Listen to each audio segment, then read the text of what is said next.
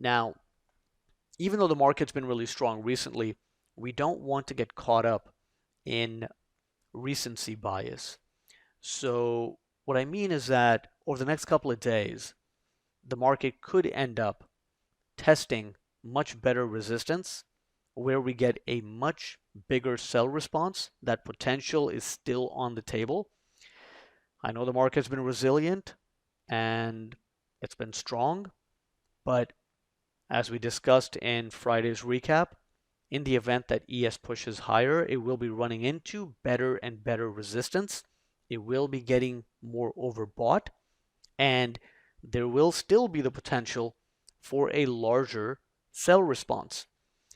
And with recency bias, if we get caught up in the recent upside move, then it's very possible that we just give up on the short side by the time the market reaches the best area of resistance.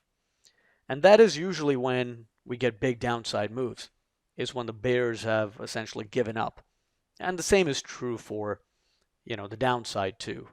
We usually end up putting in big reversals off of key support when the last bull has basically been stopped out and now fresh buyers can jump back in. So as we head into the remainder of the week, it's going to be very important to stay grounded and remain objective and approach each day with a blank slate, with a fresh mind, and not get too caught up in what's happened over the last 1 or 2 days, because I think that if we do end up pushing higher, it might be at 41.75 quarter to 83.75, or it might be that the market has to push all the way up into 42.20 before larger time frame sellers step in. But one thing we know is that the market has been going up for about 4 or 5 days in a row now.